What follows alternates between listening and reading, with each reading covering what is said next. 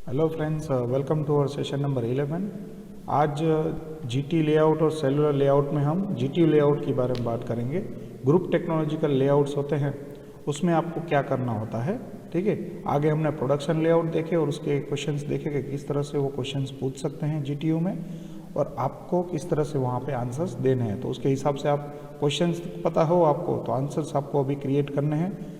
आप आपका text book का भी कुछ आंसर यूज़ कर सकते हो या फिर मैंने जो यहाँ पे प्रोवाइड किए हैं वो भी आंसर यूज़ कर सकते हो। ठीक है, तो what is GT layout. GT layout में हमने यहाँ तक अभी पहुँच चुके हैं। जैसे कि हमारा आज का इस चैप्टर का 3rd सेशन है जीटी लेआउट, जिसमें हम समझेंगे कि उसके कौन से बेनिफिट्स होते हैं, कॉन्सेप्ट क्या है उसके बेस पे, और उसके बाद उसके कोडिंग सिस्टम की तरफ बढ़ेंगे। ठीक है, तो अभी जीटी लेआउट की बात हो रही है तो स्टार्ट करते हैं। जीटी लेआउट प्रोडक्शन सिस्टम जो होता है, मैन्युफैक्चरिंग लेआउट्स होते हैं, उसमें जीटी लेआउट आप यहाँ पे देख सकते हैं कि एक तो सबसे पहले जो प्रोसेस लेआउट, सारे पहले टाइप्स जो हमने आगे समझे थे उसमें प्रोसेस लेआउट था, वो क्या था कि सिमिलर ऑपरेशंस परफॉर्म होते हों। एक एरिया डिफाइनेड हो, सपोज कोई भी एक एरिया डिफाइन कर लेते हैं, उस एरिया पे आप बोल सकते हो सिर्फ ड्रिलिंग ही हो रही हो, फिर कटिंग फिटिंग वहाँ पे नहीं, सिर्फ ड्रिलिंग होती हो, तो उसको बोलते हैं प्रोसेस लेआउट। प्रोडक्ट लेआउट क्या बोलते हैं कि जो इक्विपमेंट्स होते हैं उसकी एक जगह होती है फिक्स, ठीक है, जहाँ पे आपको जो आपने जो स्टेप दिया है कि उस प्रोडक्ट पे यही प्रोसेस होने वाली है, यानी कि उस प्रोडक्ट पे कटिंग हो रही है, फिटिंग हो रही है या फिर पैकेजिंग हो रही है, तो उसके हिसाब से फ्लो शॉप का लेआउट अरेंज होता है कि प्रोडक्ट को किस जगह से किस जगह पे जाना है। उसकी सीक्वेंस डिसाइड होती है कि सबसे पहले कोई भी एक प्रोडक्ट ले लेते हैं, सपोज मैं बोल लूँ कि आपको यहाँ पे एक मोबाइल ले लेते हैं, तो मोबाइल पे सबसे पहले डिस्प्ले फिट होगी, उसके बाद उसकी बैटरी फिट होगी, उसके बाद उसका टच फिट होगा, तो उसके अकॉर्डिंग सब प्रोडक्ट जो भी बनाते हैं उसकी एक सीक्वेंस फिक्स की जाती है। That is a product layout. अभी ग्रुप टेक्नोलॉजी के लिए हम आज बात करेंगे कि अगर मशीन्स एक जगह पे दूसरी जगह हो, डिसिमिलर हो मशीन में, तो क्या करना चाहिए, तो टास्क किस तरह से। यहाँ पे प्रोसेस और प्रोडक्ट तो हमने देख लिया, ठीक है, तो उसकी भी हम बात करते हैं। यहाँ पे आपको गुड लेआउट के फीचर्स दिए गए हैं, लेकिन अभी हम स्टार्ट कर लेते हैं मेन प्रॉब्लम्स कहाँ पे आती है कि सिमिलर प्रॉब्लम्स हो लेकिन ग्रुपिंग ना हो रहा हो, तो उसका सॉल्यूशन किस तरह से निकालें। तो ग्रुप टेक्नोलॉजी है वो एक चीज़ है जिससे हम हमारा लेआउट का निकाल सकते हैं। तो ग्रुप टेक्नोलॉजिकल लेआउट्स के बारे में हमने डिस्कस किया है, तो हम देखते हैं कि इसमें ग्रुप टेक्नोलॉजी की that is a technique to identify the one of the together similar part of product, यानी कि कहाँ पे प्रोडक्शन हो रही है अच्छी तरह से, वो सिमिलरली हो रही है। जैसे कि ग्रुप टेक्नोलॉजी को हम मैन्युफैक्चरिंग सेल लेआउट भी बोलते हैं। अगर आपको कोई नाम दूसरा बोले, that is a manufacturing layout भी आप बोल सकते हो, जिसमें आपको क्या क्या इफिशिएंट मिलता है।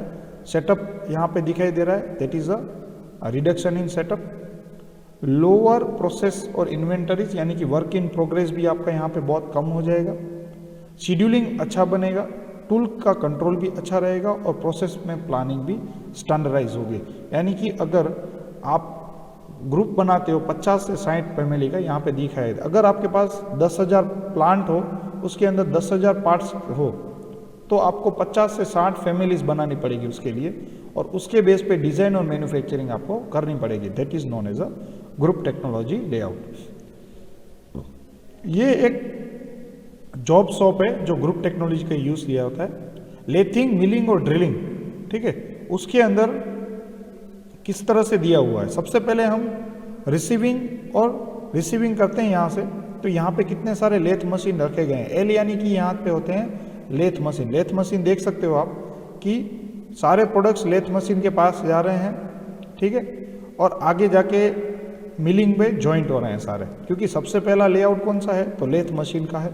तो यहाँ पे देख सकते हो कि शिपिंग हो रही है लेथ मशीन में सारी जगह पे, ठीक है, और यहाँ पे जितने भी प्रोडक्ट्स हैं वो लेथ मशीन के ऊपर ऑपरेट होंगे और जाएंगे मिलिंग में। मिलिंग मशीन उसको क्या करेगा, मिलिंग में कटिंग और जो भी आपका होता है ड्रिलिंग वो होगा, ठीक है। मिलिंग में एक भी मिलिंग ऐसा नहीं होगा जो ब्लैंक हो, सब वर्किंग में होंगे साइमल्टेनियसली। जैसे ही मिलिंग ऑपरेशन कंप्लीट होता है, ड्रिलिंग और ग्राइंडिंग को एक जगह पे रखा गया होगा, ठीक है, जिसमें ड्रिलिंग्स जल्दी से होते हो, तो जल्दी टाइम कंज्यूमिंग नहीं है, क्योंकि यहाँ से आएगा ड्रिलिंग हो जाएगा, फटोफट ग्राइंडिंग में जाएगा। इस तरह से कंटिन्यूसली फ्लो चलेगा और ग्राइंडिंग यहाँ पे होगी, तो ग्राइंडिंग में 6 मशीन्स दिए हुए हैं, क्योंकि ग्राइंडिंग में टाइम लगता है, ड्रिलिंग में टाइम नहीं लगता, तो ड्रिलिंग जल्दी से हो जाएगी, तो उसमें 4 ही मशीन प्रोवाइड किए हैं। उस तरह से मशीन डिवाइड होंगे और जॉइंट में ज़्यादा टाइम नहीं लगता, क्योंकि असेंबली करनी है सिर्फ। तो असेंबली के लिए यहाँ पे देखो, एक है वो 2-2 जगह पे असेंबली हो रही है, 3 जगह पे असेंबली हो रही है, 2-2 जगह पे असेंबली लाइन्स रखी गई है, तो 4 असेंबली लाइन्स होगी। असेंबली लाइन्स में से आपको जाएगा रिसीविंग यानी कि शिपिंग, रिसीविंग और शिपिंग में वहाँ से आपका प्रोडक्ट है वो आगे बढ़ेगा। That is known as a job shop group technology. ठीक है, एक लेआउट हो गया आपका जीटी लेआउट। उसके बाद ये एक और एग्जांपल है जिसमें 3 जीटी सेल्स हैं, 3 सेल्स हैं। तो देखते हैं, सेल नंबर 1 में होगा आपका लेथ और मिलिंग, लेथ और मिलिंग सबसे पहला सेल, जिसमें रिसीविंग में आपको सारे जगह से प्रोडक्ट्स मिलेंगे। तीनों सेल्स में वो रिसीविंग प्रोवाइड करेगा। Cell number 1 that is a lathe milling. उसके अगर आपको प्रोडक्ट बेस हो जाएगा तो उसमें प्रोडक्ट लेके D drilling, G grinding and then assembly और शिपिंग। ठीक है, assembly area and shipping area, यानी कि lathe machine area, milling area, drilling area, grinding area, assembly area, then shipping area. अगर आपको इस तरह का लेआउट चाहिए कि सबसे पहले लेथ आए और सेल 2 में सिर्फ मिलिंग और ग्राइंडिंग ही हो, उसके बाद ग्राइंडिंग करके असेंबली एंड देन शिपिंग, तो ये भी सेल आपको यूज़ कर सकते हो। अगर आपको ये तीनों चीज़ एक ही में चाहिए, सबसे पहले लेथ चाहिए, उसके बाद मिलिंग चाहिए, उसके बाद ड्रिलिंग चाहिए, देन ग्राइंडिंग चाहिए और असेंबली करके शिपिंग, तो ये 3 सेल भी आप कौन सा भी आपको फ्लेक्सिबल पड़ता हो उसके अकॉर्डिंग आपको लेआउट यूज़ करना है। अगर आपको ये फ्लेक्सिबल है तो आप ये यूज़ करके शिपिंग करिए। अगर आपके पास दूसरा सेल यूज़ करना है तो दूसरा सेल यूज़ कर सकते हो। अगर ये अरेंजमेंट अच्छी लग रही है, अगर ये अरेंजमेंट अच्छी लग रही है तो ये अरेंजमेंट यूज़ करके आप यूज़ कर सकते हो। यानी कि मल्टीपल अरेंजमेंट आपको जीटी टेक्नोलॉजी से देखने मिलेगी।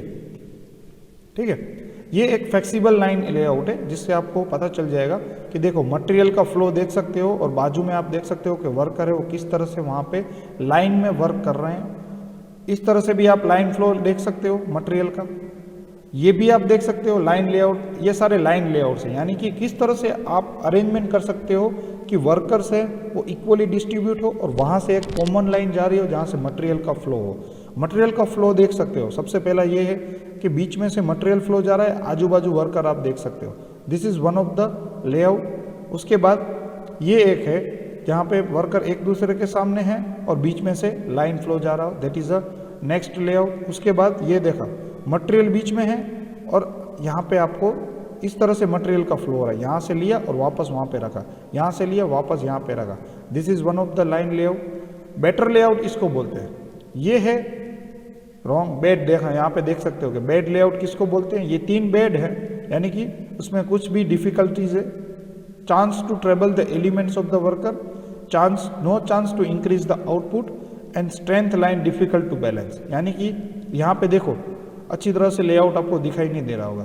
ठीक है, कौन किसी के पास 2 है, किसी के पास 1 है, किसी के पास ज़्यादा है, यानी कि टास्क में डिफिकल्टी आ सकती है।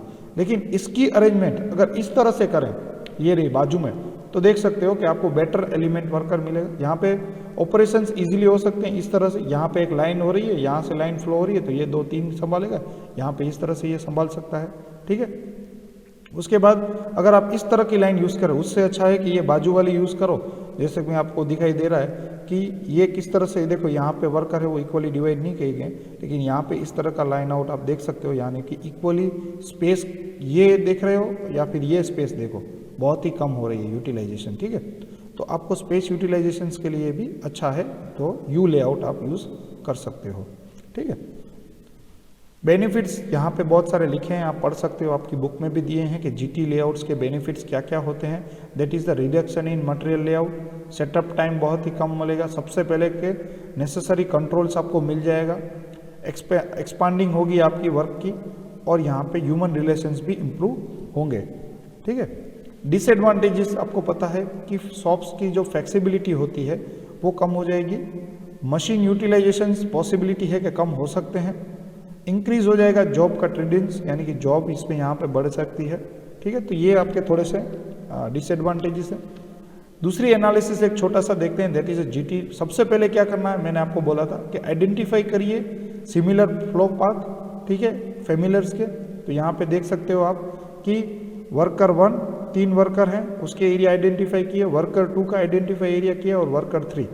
अभी ये जो 3 वर्कर हैं ये 3 मशीन संभालेंगे, ये जो 3 एरिया है ये 3 संभालेंगे, और ये 3 वर्कर से ये 3 मशीन संभालेंगे। यानी कि इनपुट आप देख सकते हो कि एस से स्टार्ट हुआ, वर्कर 1 ने स्टार्ट किया, फिर यहाँ पे शॉप लेथ मशीन समझ लो, दूसरा लेथ मशीन, फिर यहाँ पे कुछ भी हैमर्स और जो भी मशीनरी मिलिंग प्रोवाइड किया गया है, वह हॉरिजॉन्टल मिलिंग, HM यानी कि हॉरिजॉन्टल मिलिंग ले लेते हैं, VM that is a vertical milling ले लेते हैं, दूसरा वर्टिकल मिलिंग, G यानी कि grinding, finally inspection, finished part and then out.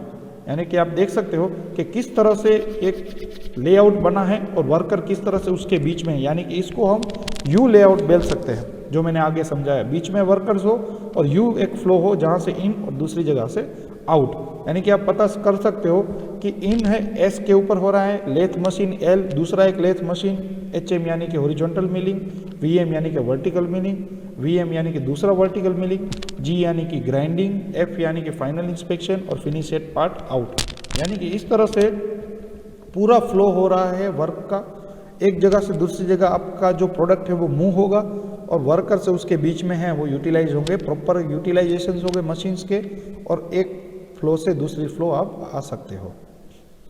ये एक लेआउट है जो एक छोटा सा बनाया हुआ है कि लोड डिस्टेंस एनालिसिस एक एग्जांपल से लिया है कि किस तरह से डिपार्टमेंट के बीच में जगह होनी चाहिए। 10 फीट बाय 10 फीट की जगह रखिए, डिस्टेंस रखिए रेक्टेंगुलर में, which is a following 2 layouts is better.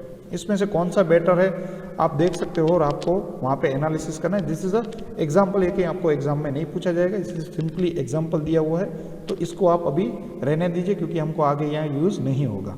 ठीक है, आगे देखते हैं कि ये पूरे एक एग्जाम्पल की तरह है कि ABCDEF that is a product. ठीक है, अभी उसका एक सीक्वेंस डिसाइड किया गया है कि 1 से 5 से 4 से 10 जा रहा है तो कितनी क्वांटिटी है वो प्रोड्यूस होगी पर मंथ, तो 1000 यूनिट, 2000 यूनिट। तो F that is a product जिसमें आपको 4000 यूनिट मिल रही है पर मंथ, तो इसको आप फॉलो करिए। तो इस तरह से आपको एक ट्रैवलिंग डिस्टेंस और रूटिंग मिल जाएगा। तो आपको ये एक छोटा सा एग्जाम्पल है जो आपको एग्जाम्स में तो नहीं आएगा लेकिन यहाँ पे दिया गया है। टोटल ट्रैवलिंग कितना लगता है यहाँ पे आप निकाल सकते हो ईच प्रोडक्ट का, कि वो 1 नंबर से 5 नंबर से 4 से 10 जा रहा है तो 30 मिनट यहाँ पे, 30 फीट यहाँ पे, 40 यानी कि 70 फीट का डिस्टेंस ट्रैवल करता है, तभी वो लेआउट 1 है वो कंप्लीट करता है। This is one of the examples. ठीक है, तो आपको यहाँ पे अभी पता चल गया होगा कि व्हाट इज GT लेआउट, किस तरह से वो GT लेआउट वर्क करता है, और उसके मैंने एडवांटेजेस और डिसएडवांटेजेस आपको बता दिए हैं। प्रोडक्ट लेआउट आगे मैंने समझा दिया है, GT लेआउट का एग्जांपल भी आपको मैंने समझाया, उसके एडवांटेजेस भी यहाँ पे एक्सप्लेन कर दिए। तो आई होप कि GT लेआउट के आपको एडवांटेजेस और एक छोटा सा एग्जांपल जो मैंने आगे समझाया वो आपको पता चल गया होगा कि GT लेआउट को किस तरह से यू शेप में और वर्क किया जाता है। ठीक है, पे आपका GT लेआउट है वो कंप्लीट होता है। GT लेआउट सिंपल एक टॉपिक था, तो आपको ये GT लेआउट एक्सप्लेन करना है, जिसमें आपको GTU में बेनिफिट्स ऑफ GT लेआउट पूछा गया है, तो वहाँ पे मैंने एक बेनिफिट्स प्रोवाइड कर दिए हैं, तो वो आप कर सकते हो। GT लेआउट है fix layout, job fix layout, आप कोई भी एनी इवन एक्सप्लेन कर सकते हो GT लेआउट में। यू शेप GT लेआउट आप एक्सप्लेन कर सकते हो, या फिर मैंने आपको आगे समझाया ड्रिलिंग मिलिंग वाला, वो भी आप एक्सप्लेन कर सकते हो, या फिर आपकी बुक में भी अवेलेबल है, उसमें से भी आप एक कोई भी एक्सप्लेन कर सकते हो। तो GT लेआउट यहाँ पे कंप्लीट होता है। नेक्स्ट सेशन में मिलेंगे उसके कोडिंग और क्लासिफिकेशंस की तरफ, तब तक के लिए गुड बाय।